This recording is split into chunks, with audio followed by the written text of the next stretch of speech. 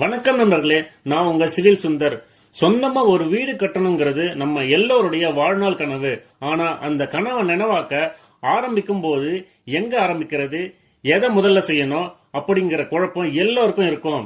இன்னைக்கு கவலைப்படாதீங்க, நம்ம சேனல்ல படிப்படியா வீடு கட்டுவது எப்படி அப்படிங்கிற ஒரு புதிய தொடரை ஆரம்பிக்க போறோம்.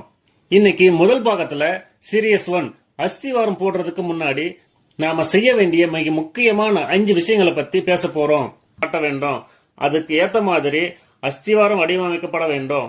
அடுத்ததா ஒரு நல்ல ஆர்கிடெக்ட் அல்லது இன்ஜினியர் அணுகி உங்க இடத்துக்கு ஏத்த மாதிரி வாஸ்து முறைப்படி மேப்ப போடுங்க. முக்கியமா காலம் பொசிஷன், தூண்கள் எங்கே வரணும் மற்றும் பவுண்டேஷன் டெப்த், அஸ்திவாரம் ஆழம் போன்றவை ரொம்ப முக்கியம். முக்கியமா கவர்மெண்ட் அப்ரூவல், டிடிசிபி அல்லது சிஎம்டிஏ அப்ரூவல் கண்டிப்பா வாங்கணும்.